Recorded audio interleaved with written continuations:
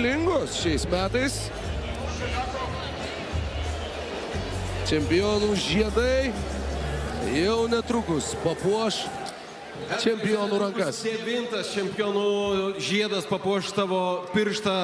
Ką pats turėtum pasakyti ir apie šį sezoną, ir apie šį finalą, ir aišku, kaip visą laiką, apie savo ryšį su sirgaliais? Jeigu treneris nepasakė, tai aš pasakysiu, sezonas tikrai buvo geras ir ypač nurimus viskam po Eurolygos, kad ir kaip buvo skaudus pralaimėjimas atkrintamosiuose, bet dabar atrodo, kad tikrai padarėm labai daug ir labai daug įdėjom darbo, labai buvo sudėtinga ir sunku ir tiek psichologiškai, fiziškai.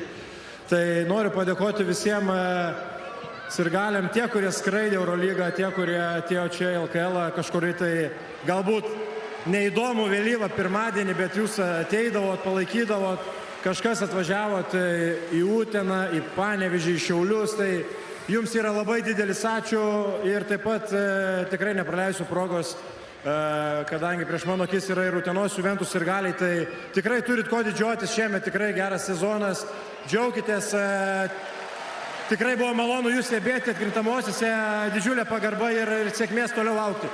Edgarai, tavo pirštą papuoš, kaip sakiau, 9 žiedas Paulius Jankūnas, kuris čia yra visai netoliese, turi 15.